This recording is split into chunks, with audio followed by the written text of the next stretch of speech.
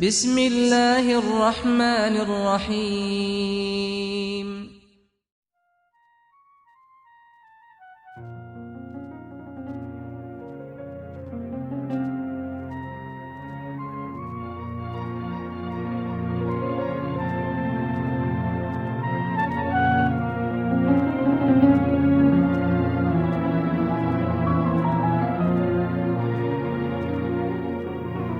Assalamualaikum warahmatullahi wabarakatuh.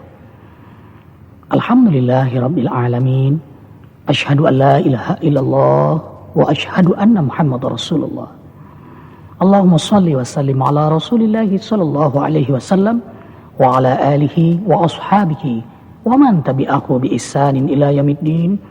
Rabbi a'udzu bika min hamazati syayatin wa a'udzu bika rabbi ay yahdurun.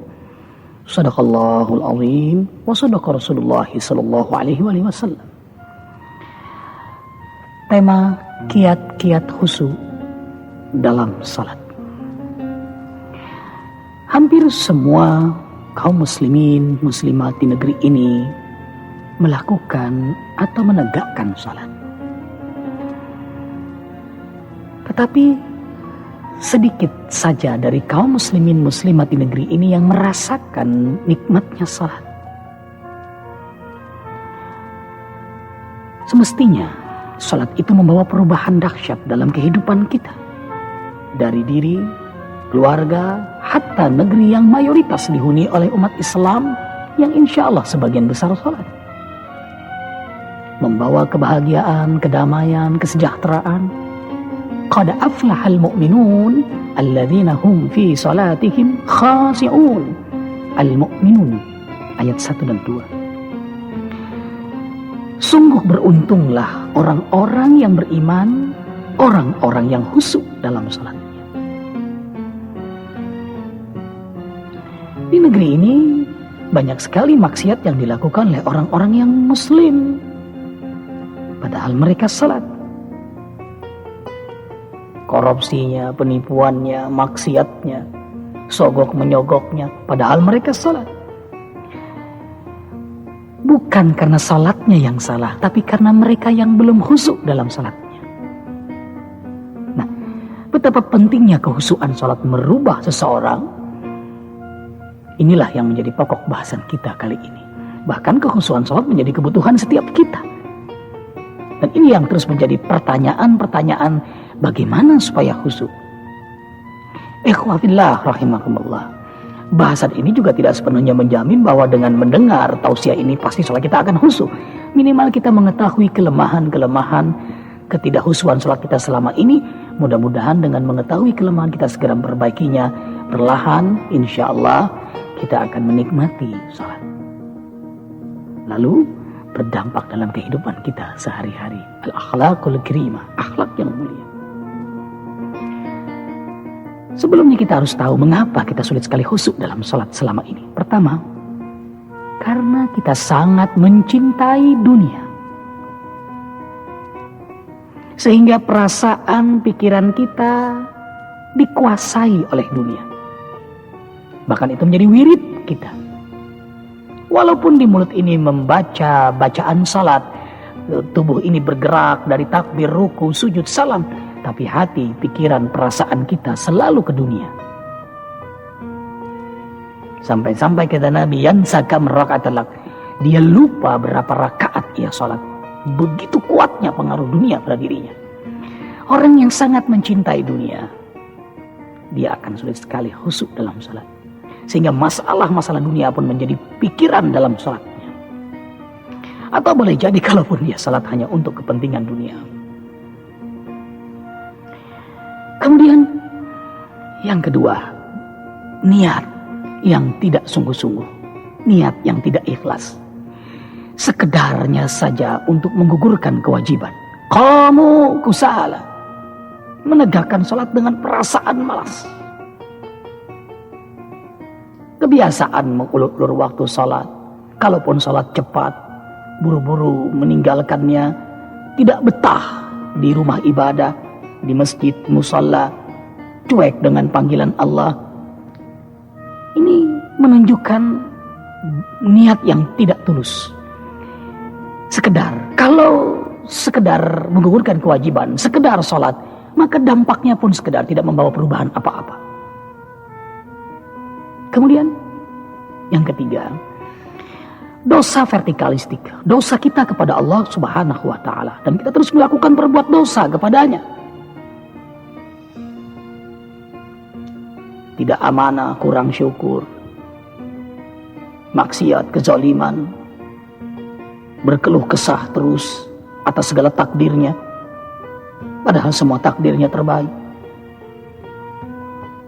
Apalagi sampai melakukan syirik. Nauzubillahi min dzalik. Dosa-dosa besar ini kepadanya, dan itu membuat sholat kita tidak khusyuk karena menjadi hijab, menghalang hubungan kita dengannya. Kemudian yang keempat, dosa horizontalistik, dosa antar kita, menyakiti keluarga, kawan, tetangga, hasud, fitnah, ghibah, mencuri, menipu, ingkar janji, memutuskan tali silaturahim. Dosa-dosa antar kita ini mempengaruhi kekhusyuan kita dalam salat. Itu pun kan menjadi hijab hubungan kita kepadanya. Yang kelima, masih melakukan perbuatan maksiat, ngotot dengan maksiat, salat rajin tapi maksiat juga tekun. Di atas hamparan sajadah Allahu Akbar, di musala Allahu Akbar, di masjid Allahu Akbar, tapi di kantor, di hotel, di lapangan nafsu akbar. Di mulut bertasbih, bertahmid, bertahlil, bersolawat, yasinan bahkan, tapi di mulut juga menyakiti saudaranya, memfitnah, menggibah, gosip. Dan itu dilakukan terus-menerus. Bagaimana mungkin bisa khusyuk salat itu? Tidak membawa perubahan apa-apa. Kemudian yang keenam, mengapa sulit sekali khusyuk dalam salat? Karena najis. Baik najis zatnya atau najis cara mencarinya yang dikenal dengan sebutan rijisun. Najis badan, najis pakaian, najis tempat.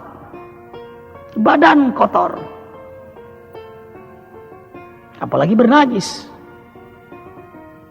atau pakaian kotor, atau tempat, tidak akan khusyuk salat. Baik badan bersih, pakaian bersih, kalau tempat kotor, bau, jorok, sulit untuk khusyuk. Tempat bersih, pakaian bersih, badan kotor, atau badan bersih, tempat bersih, pakaian kotor,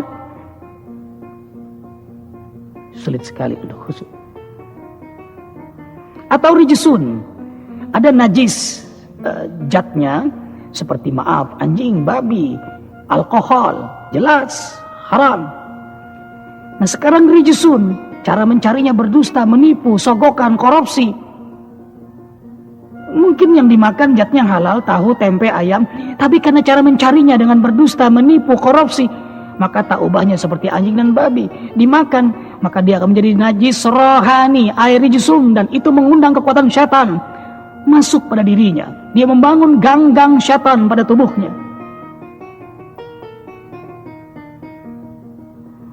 Ini pun tidak akan bisa khusyuk karena kita mendekati Maha Suci sementara kita kotor.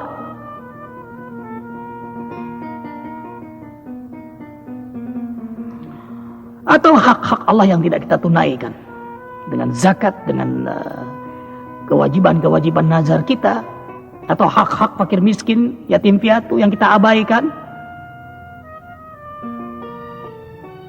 Kita belikan makanan, kita makan jadi darah, jadi daging, jadi mata, jadi telinga, jadi kaki, jadi tangan, jadi semua gerak tubuh kita. Sesuatu yang tidak halal tidak akan bisa mendekatkan diri kepada Maha Halal, Maha Bersih, Maha Suci. Kemudian, mengapa sulit sekali khusyuk dalam salat? Karena kita tidak memahami bacaan makna, hakikat salat yang kita lakoni selama ini. Padahal salat itu dialogis antara makhluk dengan Khaliknya. Bagaimana kita bisa berkomunikasi, berdialog dengan nyaman, dengan baik kalau kita tidak memahami bahasa dialog? Tidak bisa tidak, harus paham minimal bacaan salat. Kemudian banyak hal-hal yang tidak bermanfaat atau sia-sia yang kita lakukan. Bahkan kita melakukannya saat-saat menjelang salat.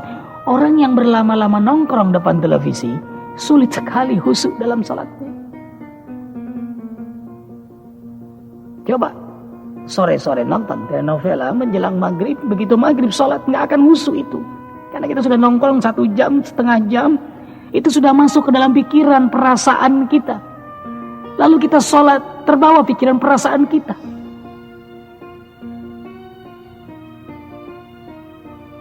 Atau saat-saat kita mau buang hajat misalnya, kita paksakan untuk sholat dulu. Bagaimana mungkin kita bisa khusyuk sholat? Sementara ada hajat yang lebih utama saat itu. Hajat jasmani kita yang harus kita tunaikan. Kemudian, mengapa sulit sekali kita khusyuk? Karena syaitan terus menggoda kita. Dan tidak pernah syaitan berhenti menggoda kita. Dari ketika mendengar azan, kita sholat, terus digoda saat sholat pun dikacaukan pikiran kita, selesai sholat pun dibuatnya kita buru-buru, baru digoda lagi selesai sholat itu dengan perbuatan-perbuatan maksiat, kezaliman, terus menerus ia menggoda kita, tidak pernah berhenti menggoda kita, sampai kita kacau dalam sholat, atau bahkan sampai kita meninggalkan sholat. Ikhwahillah rahimakumullah.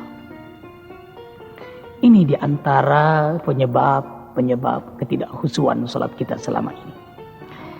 Kita akan bahas kiat-kiat khusyuk. Subhanallah walhamdulillah wala ilaha illallah wallahu akbar. Subhanallah walhamdulillah wala ilaha illallah wallahu akbar. Subhanallah walhamdulillah wala ilaha illallah wallahu akbar. Kiat-kiat khusyuk dalam salat. Yang pertama, cintailah Allah dengan sepenuh hati. Walladzina amanu asyaddu hubban lillah. Orang-orang yang beriman amat sangat cinta kepada Allah. Kalau sudah cinta, tak kala disebut namanya, bergetarlah hati kekasihnya, bergetarlah hati kita. Jangankan sholat, sebelum sholat pun kita sudah bahagia, karena kita akan menghadap kekasih kita. Subhanallah. Ada pengkondisian batin sebelum sholat. Karena apa? Menghadap kekasih. Gimana sih kalau kita menghadap kekasih? Kita siapkan lahir batin kita dengan kebersihan, dengan keindahan, kerapian, wangi. Subhanallah. Dan kita pun menikmati setiap bacaan, setiap gerak. Bahkan ingin berlama-lama. Tidak mau buru-buru. Tidak mau cepat-cepat berpisah. Karena itu azan bagi orang yang sangat mencintai Allah, the nice song, nada musikal batin yang terindah. Subhanallah. Inni wajjahtu wajhiya lilladzi fatara as-samawati wal ard hanifan muslima wa ma ana minal musyrikin. Ini hamba-Mu datang bermuajahah kepadamu ya Allah. Engkaulah pencipta langit dan bumi. Hanif muslim, tunduk patuh padamu hai Allah. Dan aku tidak sekali-kali berbuat syirik kepadamu. Tidak akan mensyirikatkanmu dengan apa dan siapapun. Kecuali hanya Engkau ilah Rabb Malik Khalik alam ini. Engkau kekasihku. Subhanallah. Yang kedua, dampak dari kita cinta kepada Allah adalah ikhlas. Ikhlas. Pamrih, tapi hanya kepada keridhaannya. Tidak untuk siapa dan apa. Wa ma umiru illa liya'budullaha mukhlishina lahuddin. Subhanallah. Yang kita lakukan benar-benar karenanya, karena nikmat-nikmatnya yang subhanallah Allah berikan kepada kita, terutama kenikmatan kesempatan menghadap padanya. Karena itulah kita pun menegakkan bukan hanya yang wajib-wajib, hatta yang sunnah, bukti keikhlasan kita, bal nawafil kita tegakkan. Karena kita sangat mencintainya, sangat membutuhkan keridhaannya. Kekasih itu kan ingin selalu mencari perhatian kekasihnya. Begitulah orang-orang beriman yang mencari keridhaan Allah. Sampai-sampai Allah berfirman dalam hadits qudsi, tak kala aku memperhatikan hambaku bin nawafil, ia berusaha mencuri hatiku dengan salat-salat sunnah, tahajud, sehingga matanya mataku, telinganya telingaku, pendengarannya pendengaranku. Aku mencintainya. Karena apa? Semua digerakkan anatomi tubuhnya bergerak untuk mencari keridhaan Allah. Ikhlas. Tidak dibuat-buat, tidak ada intrik-intrik, tidak retorika, tidak sekedar bacaan, tidak sekedar gerak, tapi gerak yang bernyawa, ucapan yang berisi. Ikhlas. Nikmat sekali sesuatu dilakukan dengan ikhlas. Lagi asik kita dengan dunia, tiba-tiba azan Allahu Akbar karena ikhlas, serta merta kita tinggalkan dengan senang hati. Lain kan yang dengan tidak ikhlas mungkin kecewa dengar azan. Ya azan, ini malah menanti-nantikan azan. Pribadi ikhlas, pribadi yang menyenangkan, senang dengan panggilan Allah. Tidak ada beban, tidak berkeluh kesah. Menyembah Allah seakan-akan melihat Allah tidak mungkin. Instrumen mata ini terbatas, hasil jangkauan mata juga terbatas. Bagaimana mungkin mata melihat sesuatu yang mutlak? Mata melihat mata sendiri tidak pernah sanggup. Fa in lam takun tarahu fa innahu yaraka. Kalau kamu tidak sanggup melihat Allah dengan mata kepalamu, maka gunakan mata hatimu, keyakinanmu bahwa Allah melihatmu, Allah menatapmu, Allah memperhatikanmu. Asy-Syu'ara 218-219. Alladzi yaraka hina taqum wa taqallubaka fis sajidin.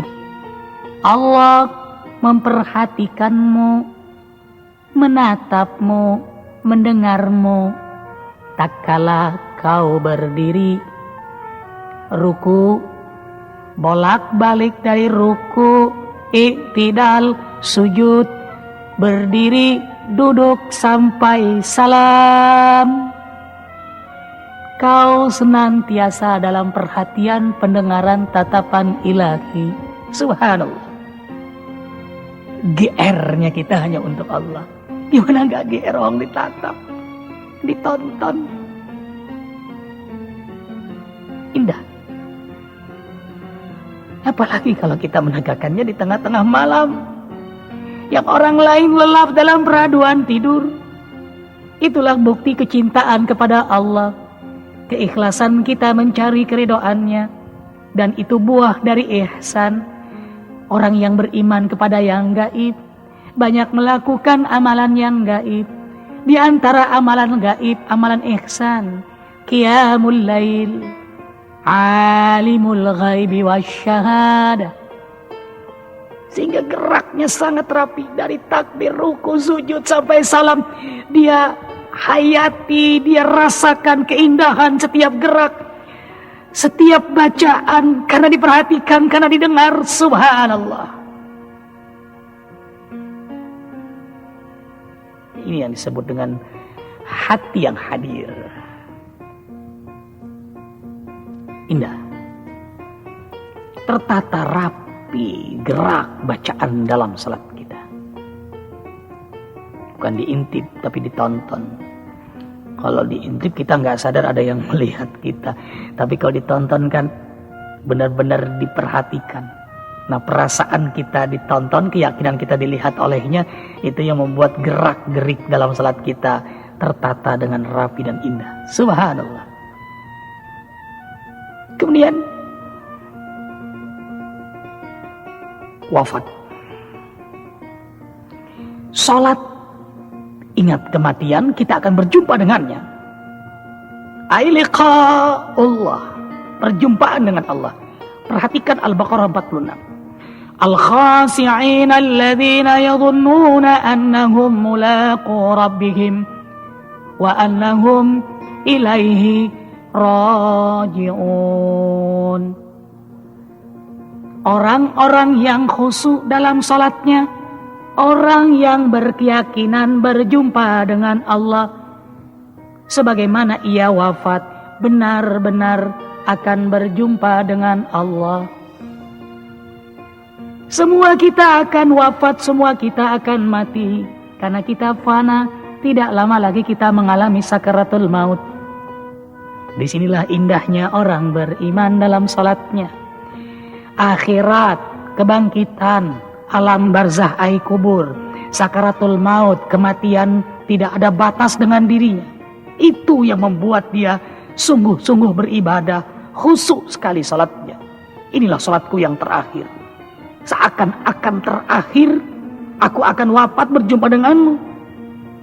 Berdiri masa muda, ruku setengah baya, sujud uzur, duduk bernikmat-nikmat, salam husnul khatimah. Sembahlah Allah seakan-akan engkau besok kau akan mati, atau seusai ibadahmu kau akan mati. Subhanallah. Ingatan kita akan kematian itu membuat kita sangat khusyuk dalam salat. Apalagi mati pintu berjumpa dengannya, menambah khusyuk. Kita ingin membawa yang terbaik untuk Rabb kita. Karena itu kita menegakkan salat sebaik-baiknya, karena ini akan kita bawa. Inna salati wa nusuki wa mahyaya wa mamati lillahi rabbil alamin.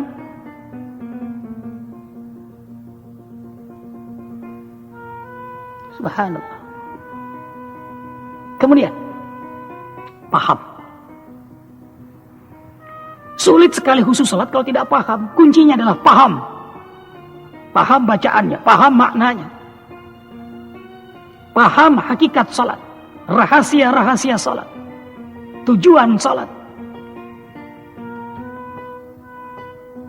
Antum sukara hatta ta'lamu ma taqulun. Kau mabuk sehingga kau benar-benar paham bacaan salatmu, mengerti lafaz salatmu. Bahkan ta'lam di sini berilmu, bukan hanya paham, bukan hanya mengetahui, berilmu tentang salatmu. Ya kayak orang mabuk, gimana sih kalau nggak paham? Orang mabuk itu berkata berbuat, tidak sadar apa yang dikatakan, apa yang diperbuat. Namanya juga mabok. Banyak orang Islam ini sholatnya sholat mabok. Dia bertakbir, dia ruku, dia sujud, dia salam, dia baca Al-Fatihah, dia baca surah, dia baca tahiyat. Tapi karena dia tidak paham, ya tidak ada bekasnya, tidak ada dampaknya. Selesai itu ya selesai. Mungkin dia paling keras selesai sholat mengucapkan Alhamdulillahirabbil alamin. Beban sholat sudah selesai bagi dirinya. Bayangkan, dia tertekan mau sholat, dia tidak memahami sholat.